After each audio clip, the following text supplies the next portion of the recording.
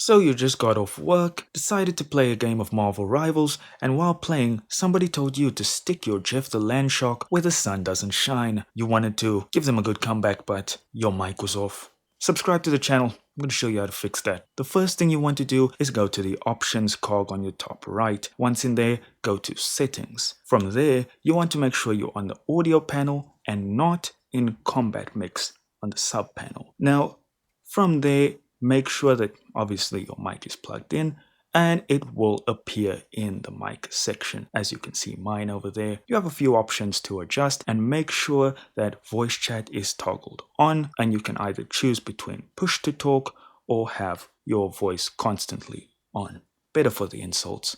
If you find that the game sounds are just overwhelming your own voice, you can go and adjust your combat sounds in the audio mix panel.